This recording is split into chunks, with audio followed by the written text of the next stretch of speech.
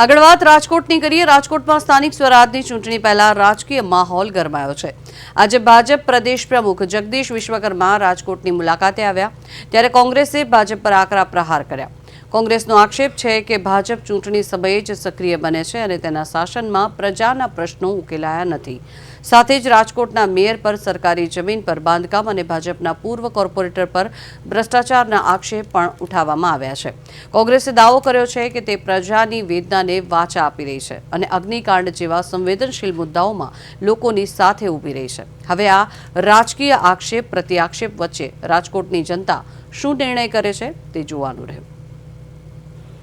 ખાસ કરીને સ્થાનિક સ્વરાજની ચૂંટણીનો માહોલ ગરમ થઈ ગયો છે, ત્યારે ભારતીય જનતા પાર્ટીની અંદર જે વિખવાદ ચાલી રહ્યો છે એને ડેમેજ કંટ્રોલ કરવા માટે ગુજરાત પ્રદેશ ભાજપના પ્રમુખ વિશ્વકર્માજી રાજકોટ પધારેલા હતા અને મીડિયા સમક્ષ જે વાતો કરેલી હતી કે વિરોધ પક્ષ છે માત્ર ચૂંટણી સમયે દેખાય છે, તો હું આપના માધ્યમથી પૂછવા માંગુ છું કે આપના જે કોર્પોરેટરો હતા 68 કોર્પોરેટરો, એમને ભારતીય જનતા પાર્ટીના કોર્પોરેટરે પ્રજાની વેદનાને વાચા કેમ ના આપી? ત્યારે વિરોધ પક્ષ તરીકે અમે જ લોકોના પ્રશ્નોને લઈને વાચા આપવાનું કામ કરેલું હતું। તમારા 68 કોર્પોરેટરોમાં તમારા રાજકોટના મેયર સરકારી જગ્યા ઉપર પોતાનું મોટું બાંધકામ કરી ગયું, ત્યારે તમે ક્યાં